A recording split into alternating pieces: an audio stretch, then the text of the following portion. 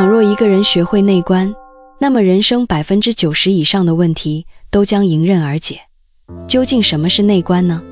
內觀實則是對自我的深度審視，你能夠清晰洞察自己的情緒、念頭與慾望，唯有看見它們，你才能從其掌控中跳脫出來，不再充當他們的傀儡，而是成為主宰，進而改寫自己的人生劇本。對於那些追求開悟的人而言，內觀堪稱最為關鍵的修行功夫。毫不誇張地講，若一個人不具備內觀能力，無法掌控自身念頭，那麼他的人生必定雜亂無章，因為他總會被外界的人和事牽着鼻子走，被自己的情緒與慾望肆意操控。這個世界充滿了形形色色的誘惑與欺詐，且無常變幻。倘若深陷其中無法自拔，人生必將充斥着痛苦與失望。舉個例子，許多人認為只要擁有財富，便不會再焦慮。然而焦慮作為一種內在情緒，與外界的擁有並無必然聯繫。當你執着於金錢，便會擔憂財富縮水，甚至失去，進而渴望更多。有了更多的錢，又會覬覦權力，有了權力，還想追求更大的權力。人的慾望猶如無底洞，永遠無法填滿。正如那句“我本世間逍遙客，奈何生在帝王家”。即便古代帝王坐擁天下，依舊會被煩惱和痛苦纏身。他們渴望自由，渴望長生，而擺脫這些煩惱與痛苦的唯一途徑，便是內觀，向內探尋。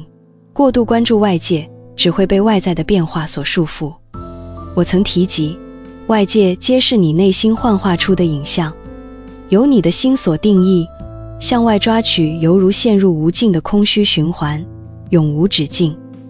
在開悟者眼中，那些執迷不悟的人，就如同蒙着雙眼，不斷張牙舞爪地抓取虛幻的影像，無法停歇。內觀能夠讓你從外在表象中抽離，不被外界變化左右，也不被大腦操控。大腦具有自動化運轉的特性，如同血液流動、心臟跳動一般，不受意識控制。在其運轉過程中，會持續消耗你的注意力與能量，即便將你耗乾耗盡，它也全然不顧。因此，大腦宛如一把雙刃劍，若運用得當，它能為你思考、分析、判斷、解決難題；若運用不當，它便會滋生焦慮、恐懼、懊悔、難過等負面情緒。因為大腦以情緒為食，你產生的情緒越多，它獲得的能量就越充足，運轉也就愈發迅速，直至你失去控制，甚至崩潰。就像焦慮症，通常會有2個截然不同的結局，要麼深陷其中無法擺脫，自我毀滅；要麼學會內觀，反制大腦，從容解脫，因禍得福，實現開悟。你不妨嘗試一下，當你開始審視大腦在思考什麼，想要做什麼時，它便難以繼續運轉。只要你觀察它，身體就會自動停止為雜念提供能量。沒有能量支撐，念頭自然會逐漸衰弱，直至消失。那些無明之人總是被念頭牽着走，無法停歇。要知道，念頭和思慮的運轉都需消耗身體能量，只有牽着你前行，它們才能存續。這便是心動即覺，覺知即無。儒家將內觀稱作察己，即自我反省、審視內心；佛家稱之為觀照，通過觀察內心達到覺悟；道家謂之觀復，破除人為造作，回歸自然本真。總而言之，就是讓內心恢復平靜，排除外界干擾與思維執念，在本性清淨的狀態下，體悟外在規律，回歸內在本真，與大道合一，不偏不倚。對於初學者而言，剛開始內觀時，最好尋找一個安靜的地方，因為前期定力不足，極易受到干擾。所謂靜能生慧，只有靜下心來，智慧才能生發。到了後期，當你運用自如時，便可以隨時隨地進行內觀，將心安放在當下這一刻。因為唯有當下是真實的，唯有當下能夠連通高維。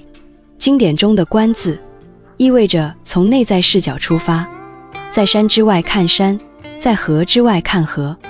要想看清整盤棋局，首先得置身於棋盤之外，所以只有回歸內在，才能洞悉外界的規律變化。內觀並非脫離外界與現實，而是回歸內在的真我，看穿外界的一切障眼法，不被外部現象所左右，任外界風雲變幻，我自巋然不動。其實在生活中，很多時候我們根本無需動用大腦，只有在遇到具體問題時，大腦才有可能派上用場。而且一旦人回歸本心，提升認知維度，很多問題便會迎刃而解，甚至不復存在。絕大多數問題皆是大腦失控所致，它讓你不斷抓取、評判、比較，沉浸在二元對立的世界中，始終在低維空間徘徊。如果你能察覺到負面念頭，並看穿它所傳達的信息，將其轉化為正面念頭，那麼你的人生必定會向上發展。只有具備這種形而上的智慧，你才能奪回人生的主導權。好，今天的內容就分享到這裡，點讚關注逸軒，我們下期見。